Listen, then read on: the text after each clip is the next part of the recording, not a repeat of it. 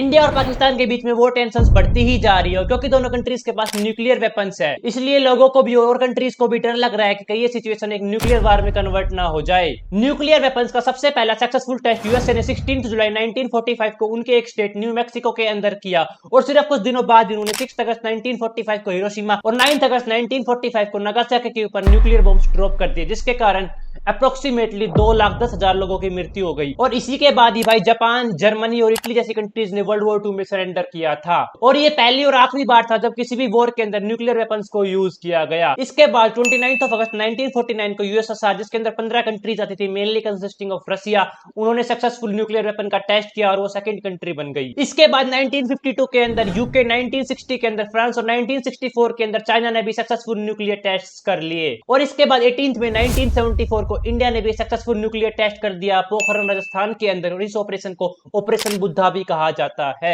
आज इंडिया के पास approximately 180 nuclear weapons है। इसके बाद 28 में 1998 में पाकिस्तान ने भी सक्सेसफुल न्यूक्लियर टेस्ट कर लिया बलूचिस्तान के अंदर। और इन सब कंट्रीज के अलावा ऐसा माना जाता है कि इजराइल के पास भी न्यूक्लियर वेपन्स है, बट उन्होंने कभी भी दुनिया के सामने आकर क्लेम नहीं किया है कि वो न्यूक्लियर वेपन्स रखते हैं। फाइनली लास्ट कंट्री जिन्होंने अभी सक्सेसफुल न्यूक्लियर टेस्ट किया है वो है नॉर्थ कोरिया, जिन्होंने 9 अक्टूबर 2006 को सक्सेसफुल न्यूक्लियर टेस्ट किया है। इस समय इंडिया के पास न्यूक्लियर वेपन्स होने के बावजूद भी इंडिया पाकिस्तान के ऊपर पहले न्यूक्लियर वेपन्स फायर नहीं कर सकता, बिकॉज इंडिया एनएफसी पॉलिसी को फॉलो करता है, जिसके कारण यदि इंडिया के ऊपर केमिकल वार या फिर बायोलॉजिकल वार नहीं हो रहा या फिर कोई एक्सट्रीम कंडीशन नहीं आ रही, इंडिया पहले न्यूक्लियर वेपन्स का यूज नहीं कर सकता और सिर्फ न्यूक्लियर वेपन्स का यूज रिटेलिएट करने के लिए कर सकता है। और वही दूसरी तरफ पाकिस्तान ने किसी भी ऐसी पॉलिसी को प्लेज नहीं किया हुआ है, जिसका मतलब वो कभी भी न्यूक्लियर वेपन्स का यूज कर सकते हैं। और ऐसी भी 5 नेटो कंट्रीज है जिनके साथ यूएसए अप्रोक्सीमेटली अपने 100 न्यूक्लियर वेपन्स शेयर करता है, जो कि है भाई Belgium, Germany, Italy, Netherlands and Turkey.